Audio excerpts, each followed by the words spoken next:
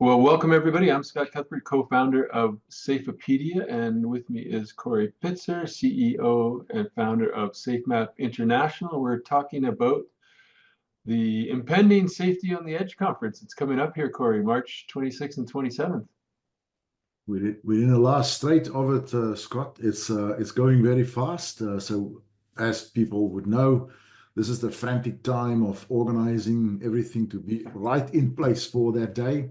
So we're looking forward to the first. This is the inaugural Safety on the Edge conference, and it has really, just surpassed all our expectations. I think I mentioned this started off as a workshop for 20 people. And here we are, big conference in Berkeley. Yeah, I was going to say just a little behind the scenes peek for people. You've obviously been instrumental in helping us with Safety Connect, our virtual conference, but we've been finding out running an in-person conference is a completely different animal, isn't it? Yes, yes. But I mean, we have some great people coming, both speakers, attendees. I'm thinking we're going to get close to a sellout crowd in terms of we have limited space, and we now and a lot of people register now at this stage. So I really would encourage people to get in because we might not have space for you. Yeah, and you guys have been hard at work organizing, making sure that there's more than just the conference, a really cool, experience opportunity with Rune and his sailboat, right? Yeah, we have a sailboat as an extra benefit for people who want to make use of that on the Monday and Tuesday. There's going to be a couple of sailings of that in the Bay of San Francisco, and so yeah, no, we got that, and people are coming to the conference. They're going to Napa Valley. They're spending some time in San Francisco, visit the bridge and Alcatraz. So there's a lot of things that can be done outside of the conference, and a lot of fun to be had. Yeah, absolutely. And the venue itself is pretty spectacular. Yeah, it's a really spectacular spa resort. And we have a great ballroom for the day one, where we have all the keynote speakers for that. And then there's breakout venues, halls we got 4 streams the next day. And so, yeah, it's a really spectacular place to be, and lovely rooms. The rooms are also selling out, I think, fast. Today's the last day that you can get conference rates, or maybe if you email us in this week, you can still get a room with a conference rate. Yeah, and I know there is a Dal who's been helping out behind the scenes has secured some rooms at a adjacent hotel. But if you want to stay on premise and make the most of your experience, you gotta book sooner than later here, right? Yeah, it's the Residence Inn is the other hotel, and so there's still a few rooms left there, and you have to apply for that. Yeah. So walk us through a little bit what the conference is going to look like. Day one, I think, is going to be a special day. What's that going to look like for attendees? Yeah, so day one is our day of plenary presentations. So it's going to start off with the CEO of Georgia Power, Kim Greene, is going to be our first keynote. Then we're going to have a panel with the presidents of the various associations, ASSP, NSC, Jennifer McNally, Lorraine Martin, Larry Sloan. We're going to have a panel. There's going to be a big announcement on that first panel, and we'll leave it to them to announce. But that's going to be great. And then we have a number of really high-profile speakers. We have Todd Conklin speaking. We have Professor Kathleen Sutcliffe speaking. We have Jim Fredrickson. So really a lot of people that are prominent in business, prominent in the industry, prominent as academics. So top range of speakers, not only on day one. Day two, we have, I think we got over 40 speakers lined up, and everyone as good as the next. Yeah. that's the feedback that I've been getting, is that a fantastic speaker lineup, and they're all at this one event, which is highly unusual to get kind of all of these top billing speakers all in one conference. So Yeah, good. you'd have to attend like 3 or 4 work conferences to see them all. We have Yeah, them all in Berkeley. yeah, it's amazing. And then there's some special awards that are going to be awarded during the conference. Yeah, that's really special. So we have two awards. One, Lifetime Achievement Awards, and the other one is a company awards. I'll talk about the Lifetime Achievement Awards. So last year we have made a decision on who is going to be our Lifetime Achievement recipients, and we had Professor David Woods. He accepted. We had Professor Diane Vaughan. She accepted. And Professor Carleen Roberts as the third recipient, and she accepted. And we also had Professor James Reason. He was at the time quite ill, and as you know, he passed away since. But he did send us a letter to thank us for the award. He's accepting the award, and he was going to ask someone to receive the award on his behalf. And unfortunately, he passed away just recently. So we're going to give him his award posthumously. And we're going to call that the James Reason Award. And I'm thinking of we'll have that as a prestigious award into the future for a very deserving recipient at the next conference, which I'll talk about as well. Yeah. And then there's the second one is the company award. So we had over 30 companies applying to be assessed as part of the Award for Excellence. So 10 companies made it to the final list, or the semi-finalist. And from the semi-finalist, we have selected 4 finalists. And we're going to, actually the letters are going out today. And we are going to send them these letters announcing that they are the 4 finalists. But there's a final step. Who will be the winner of the award? And for that, they have to actually make a presentation at the conference, at the last session on day 1. They have 10 minutes to convince the audience that they are the most worthy recipient of this award. And the 4 presentations will be done. And then we will have the audience selecting a secret vote with the electronic system who they put in the rank order. And then later that night, at the gala night, we're going to have a get-together in the big hall, and we will then announce the winners, the winner of this whole endeavor, and the chancellor of the University of California, Berkeley, is going to be presenting the awards, both the lifetime and the company awards. And also at the award night, it's going to be a great opportunity for networking, because everybody's going to be there.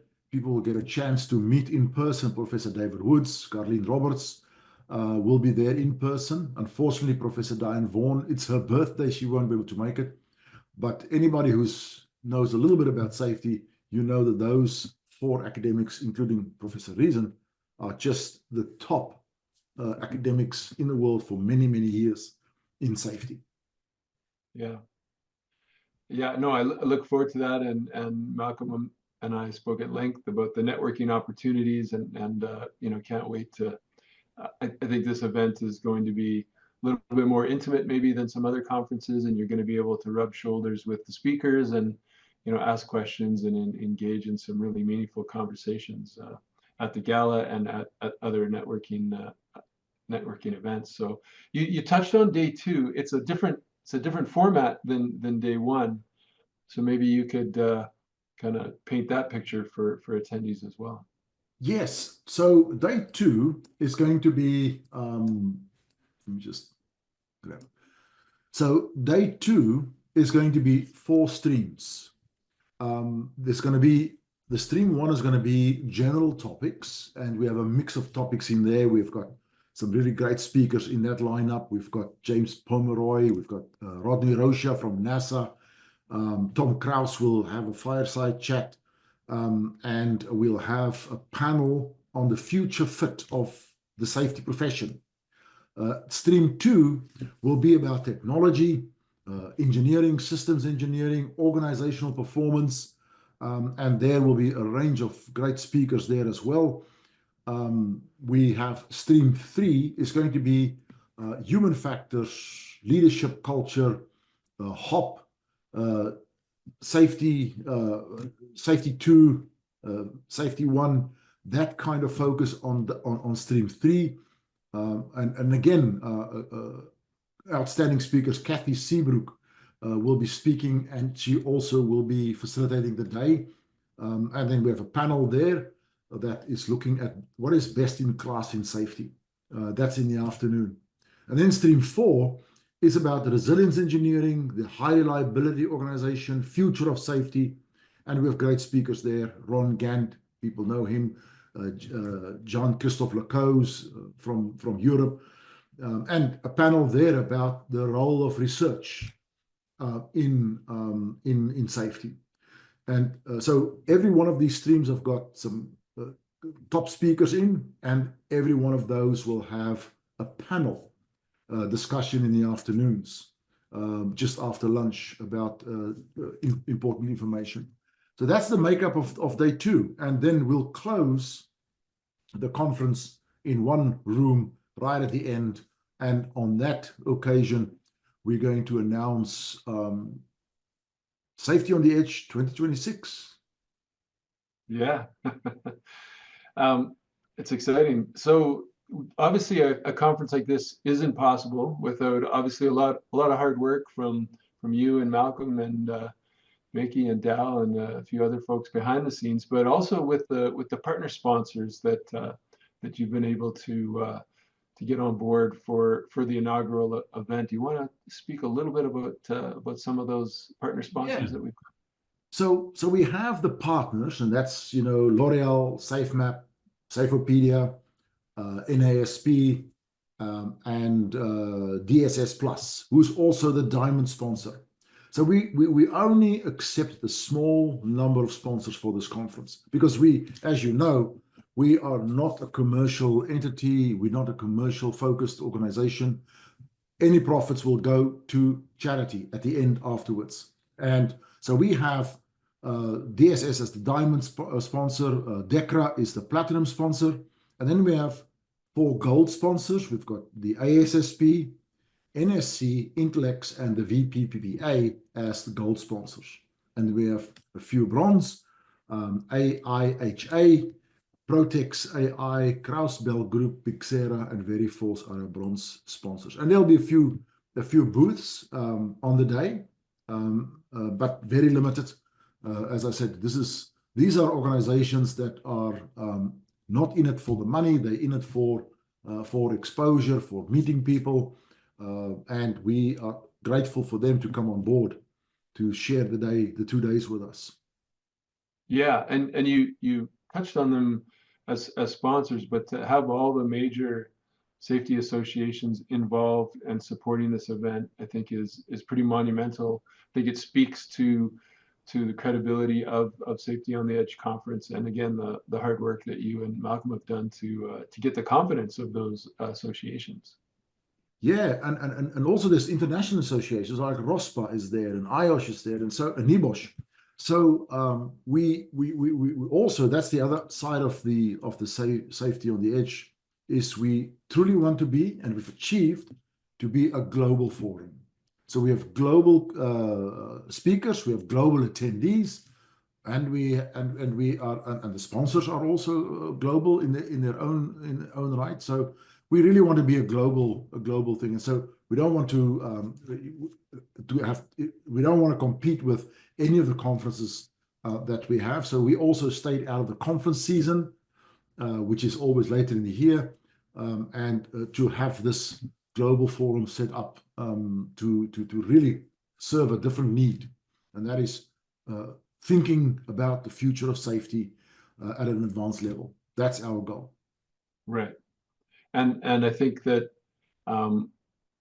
being there in person, being able to connect with some of the presenters and be part of some of the discussion and even future discussions about Safety on the Edge 2026 and some of the other events I know you have planned throughout the year, I think is a really, really unique opportunity for, whether you're new to safety, whether you're kind of in the middle of your career, even if you're a senior person with 20, 30 years of industry experience. I think you're going to learn a ton when you come and interact with the people at the Safety on the Edge conference. Any thoughts from your perspective about the networking opportunities that people are going to walk away with?